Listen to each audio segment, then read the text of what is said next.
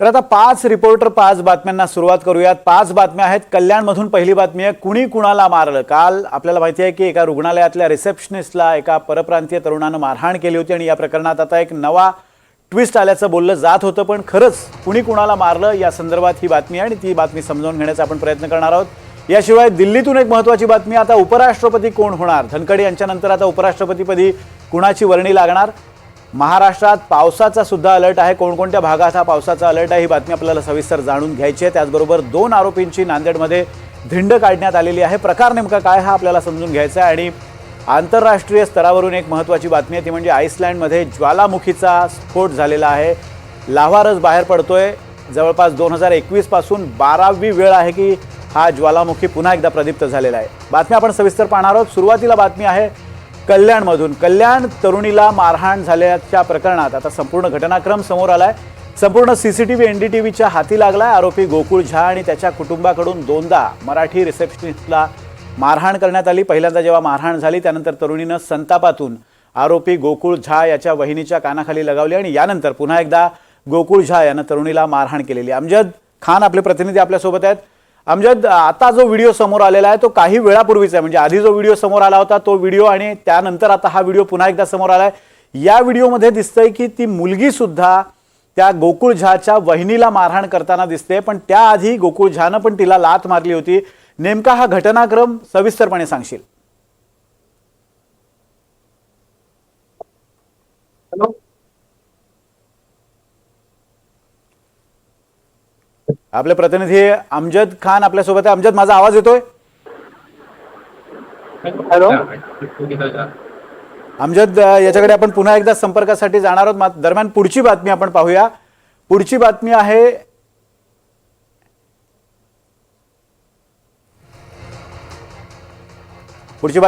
नवी दिल्लीतून। देशाचे उपराष्ट्रपती जगदीप धनखड यांनी अचानक राजीनामा दिल्यानंतर उपराष्ट्रपती पदासाठी एक नवीन शर्यत सुरू झाली आहे। येत्या काळात निवडणूक आयोगाकडून लवकरच निवडणुकीचा कार्यक्रम जाहीर केला जाणार असल्यानं सर्वांचं लक्ष लागलंय।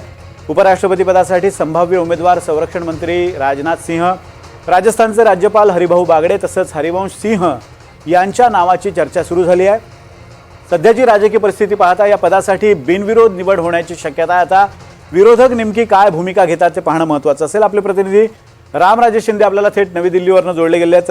राम, 3 नावं या पदासाठी चर्चेत आहेत। साधारण सप्टेंबर महिन्यात ही निवड केली जाण्याची शक्यता आहे। विरोधकांची भूमिका पाहता विरोधक एखादा उमेदवार देतील अशी शक्यता वाटते का, हा पहिला प्रश्न। आणि दुसरा प्रश्न म्हणजे 3 प्रमुख उमेदवार आहेत, त्यापैकी 2 भाजपचे आणि 1 मित्र पक्षाचा आहे। भाजप मित्र पक्षाला उपराष्ट्रपती पदासारखं महत्त्वाचं पद देईल असं वाटतंय का राम?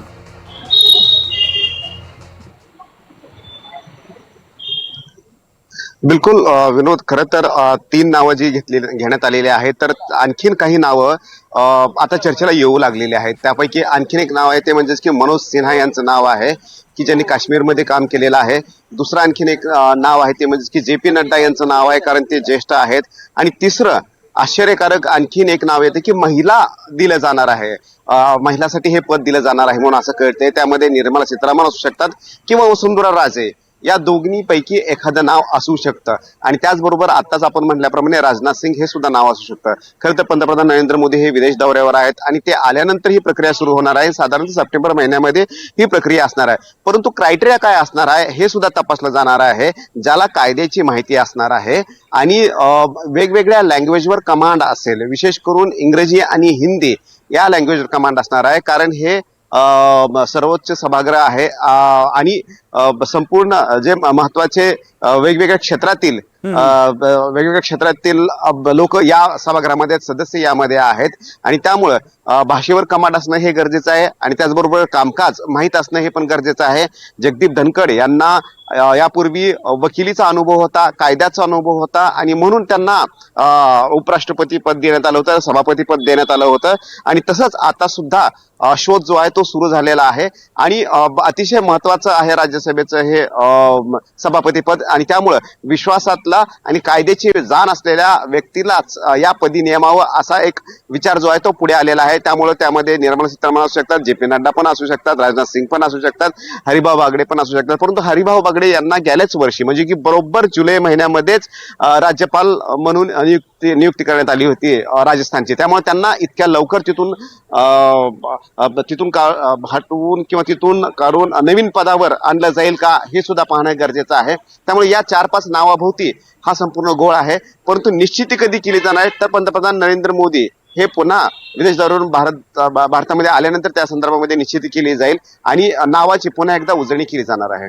दुसरा एक महत्त्वाचा मुद्दा आहे की आपल्याला माहिती आहे की राज्यसभेत विरोधक मोठ्या प्रमाणावर आक्रमक होतात आणि विरोधकांचं बळ राज्यसभेत मोठं आहे. त्या अनुषंगाने काही विचार केला जाऊ शकतो का?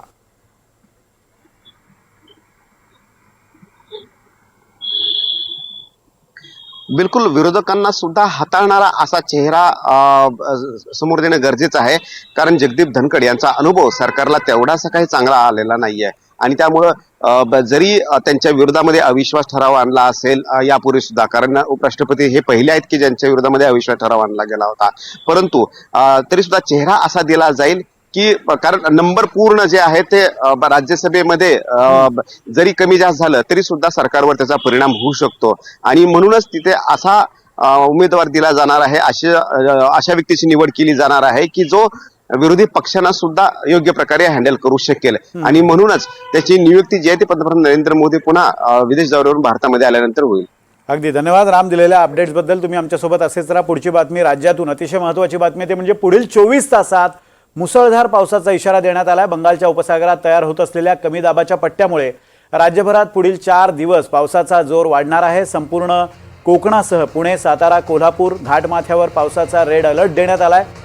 रायगड, रत्नागिरी आणि सिंधुदुर्ग या कोकणातल्या 3 प्रमुख जिल्ह्यांना उद्या अतिवृष्टीचा इशारा देण्यात आलेला आहे. काही भागात 100 मिलीमीटरपेक्षा जास्त पावसाची शक्यता वर्तवण्यात आली आहे. नदीकाठच्या भागात पाणी पातळी वाढण्याची शक्यता सुद्धा लक्षात घेता स्थानिक प्रशासन सतर्क झालेलं आहे. आणि या संदर्भात बोलण्यासाठी आपले प्रतिनिधी संकेत कुलकर्णी आहेत. संकेत, हवामान खात्यानं हा इशारा दिलेला आहे. आतापर्यंत जर पूर्ण पावसाळा पाहिला तर या संपूर्ण पावसाळ्यात एकही असा मोठा स्पेल पावसाचा पाहायला मिळाला नाही की ज्यामध्ये 3 ते 4 दिवस सलग पाऊस पडलेला आहे. मात्र आता हा जो अलर्ट देण्यात आलाय तो 4 दिवस सलग पावसाचा आहे आणि काही ठिकाणी 100 मिलीमीटरपेक्षा जास्त पाऊस पडू शकतो. आपत्कालीन परिस्थिती निर्माण होऊ शकते आणि त्या दृष्टीने काय प्रशासनाने तयारी केली आहे? निश्चितच आज महाराष्ट्राचा जर विचार करायला गेला तर आज महाराष्ट्रामध्ये दिवसभरात सरासरी 240 मिलीमीटर इतका मोठा पाऊस पडलाय. एकीकडे बंगालच्या उपसागरात जरी कमी दाबाचा पट्टा आला असला तरी कोकण किनारपट्टीवर मात्र मोठ्या अजस्त्र लाटा ज्या आहेत ते येताना दिसत आहेत. 4.5 ते 5 मीटर पर्यंत लाटांची जी उंची आहे ती गाठलेली आहे. समुद्राला भरती आली, त्यामुळे पावसाचा जोर आहे तो कोकणासह संपूर्ण महाराष्ट्रात मोठ्या प्रमाणावर दिसून येतोय. मुंबई असेल, पश्चिम महाराष्ट्र असेल, विदर्भ, मराठवाडा असेल, अशा सर्वच ठिकाणी पावसाचा जोर आहे. आपत्ती व्यवस्थापनाच्या दृष्टीनं खरं तर आता प्रशासन ऍक्शन मोडवर येताना दिसतंय. कारण बऱ्याच ब्रेक नंतर 1 ते 1.5 महिन्याच्या ब्रेक नंतर पाऊस पुन्हा उघडीत घेतोय. मे महिन्याच्या शेवटच्या आठवड्यामध्ये पावसाने मोठा जो महाराष्ट्रामध्ये हजेरी लावली होती मान्सूनच्या सुरुवातीच्या काळात, त्यानंतर आता पुन्हा पाऊस येतोय. त्यामुळं आपत्ती व्यवस्थापनाच्या दृष्टीने लोक कामाला लागलेत. अनेक नदीकाठच्या गावांना सतर्कतेचा इशारा देण्याचं काम केलंय. ऑलरेडी महाराष्ट्रातील जी धरणं आहेत ती धरणं 90 पार केलेली आहेत. त्यामुळे कुठल्याही क्षणी येणाऱ्या पावसाची भाग बघता धरणातून पाणी नदीला सुटू शकतं. पूरजन्य परिस्थिती सुद्धा निर्माण होऊ शकते. त्यामुळे अलर्ट मोडवर नदीकाठच्या गावांना सतर्कतेचा इशारा आहे आणि नागरिकांनाही सतर्क राहण्याचं जे आवाहन आहे ते प्रत्येक ठिकाणी प्रशासनाकडून करताना येत आहे. विनोद सर, अगदी शुभांगी भुते यांनी या संदर्भात काय माहिती दिली ती आपण ऐकूयात.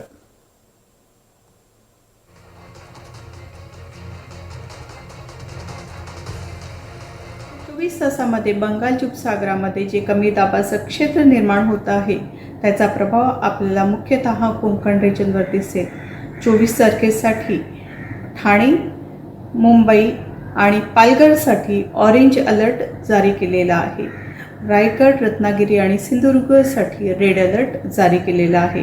मध्य महाराष्ट्राच्या घाट रिजन्ससाठी रेड अलर्ट जारी केलेला आहे. 25 तारखेला ठाणे, पालघर आणि मुंबईसाठी येल्लो अलर्ट असेल तर रायगड आणि रत्नागिरीसाठी तो रेड अलर्ट असेल. मध्य महाराष्ट्राच्या घाट रिजनसाठी पुणे आणि सातारा ह्या रिजनसाठी रेड अलर्ट असेल आणि सिंधुदुर्ग आणि कोल्हापूरच्या घाट रिजनसाठी हा ऑरेंज अलर्ट असेल.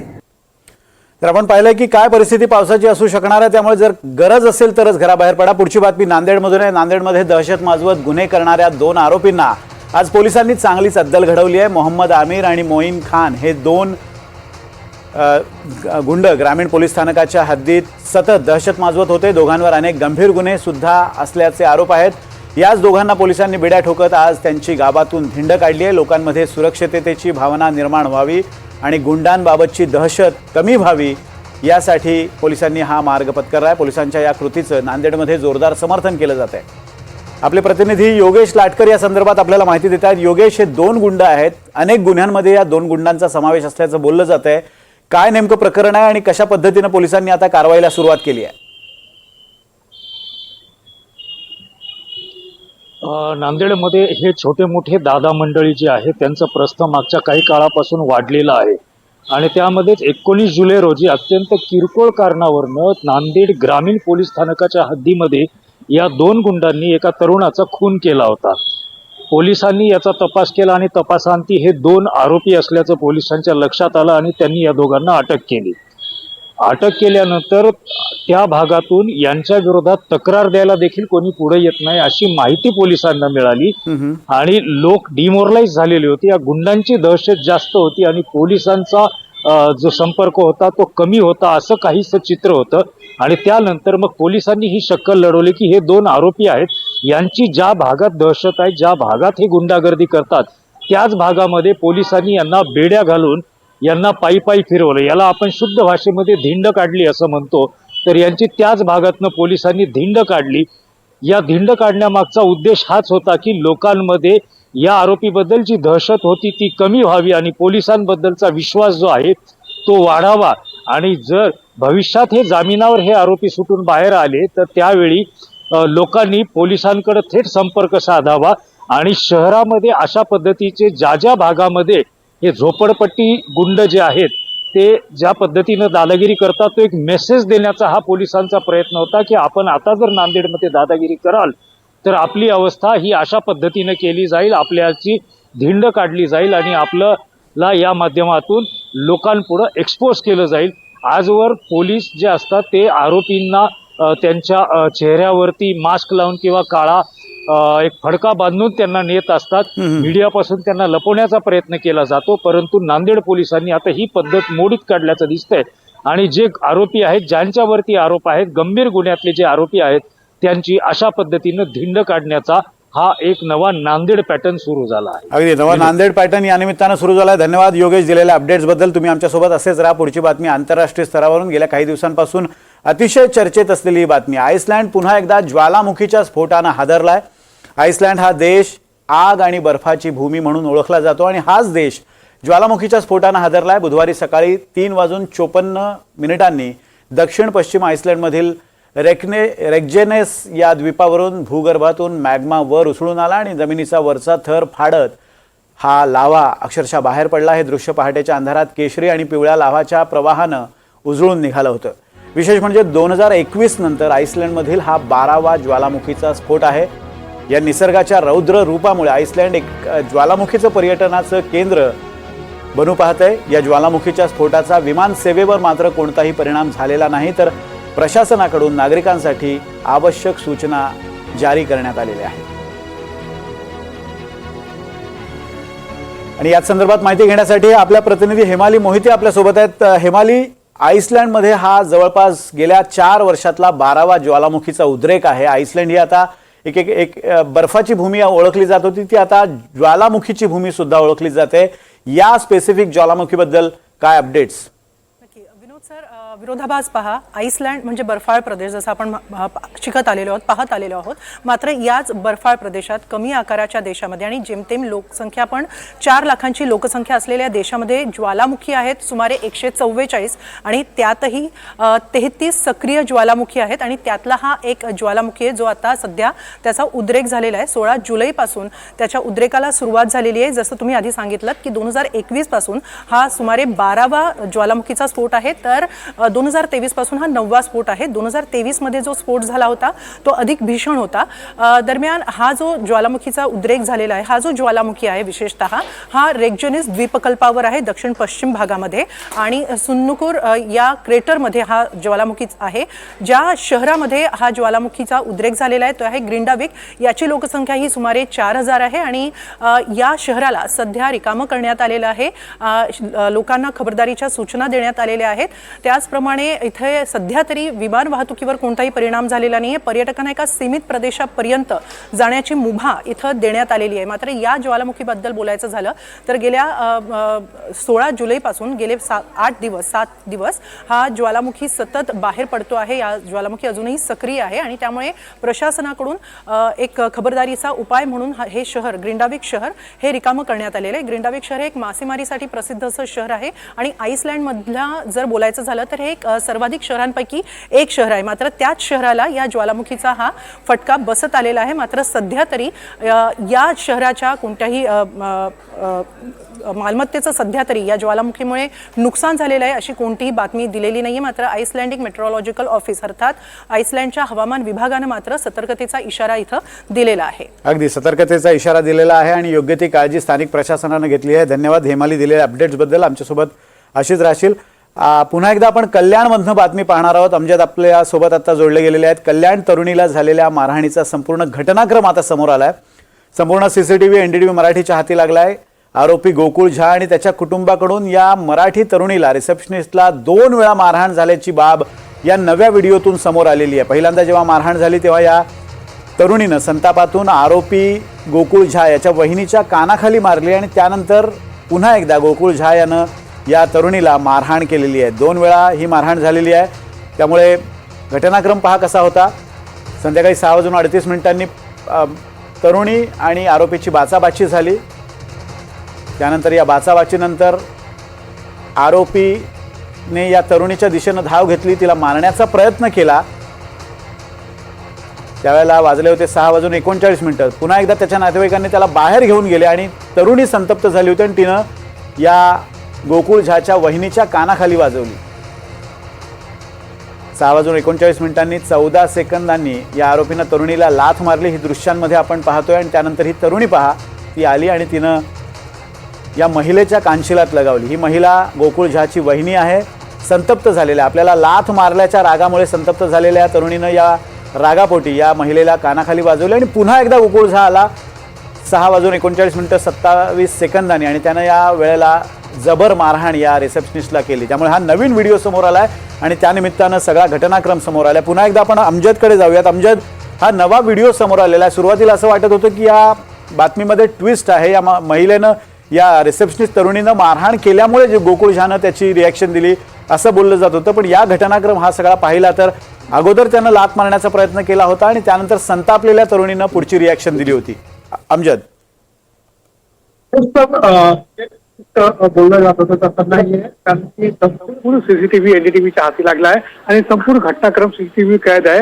आणि डॉक्टराच्या केबिन मध्ये जाण्यावरून जो गोकुळ झा आहे आणि त्याच्या आणि त्या पीडित तरुणीचा वाद झाला आणि या वादादरम्यान गोकुळ झा यांनी त्या तरुणीला शिवीगाळ केली आणि त्याच्या अंगावर धावून गेला आणि लाथ मारलं. त्यानंतर त्या तरुणीने म्हणजे संतापलेल्या तरुणीने जे गोकुळ झा आहे त्याच्या वहिनीला कानाखाली मारली आणि नंतर गोकुळ झहाला नंतर त्याने तरुणीवर हल्ला केला आणि बेदम मारहाण केली. या प्रकरणात आता पोलिसांनी तपास सुरू केला आहे. मात्र गोकुळ झा हा व्यक्ती कोण आहे ज्याच्या विरोधात 4 गुन्हे दाखल आहे विविध पोलीस स्टेशनमध्ये, ज्यांनी काही दिवसापूर्वी काही लोकांवर जबरी चोरीसाठी हल्ला केला होता, त्या गोकुळ झा चा एक जुना व्हिडिओ व्हायरल झाला आहे. तर या प्रकरणात काही नवी ट्विस्ट नाहीये. संपूर्ण घटना सीसीटीव्ही कैद आहे.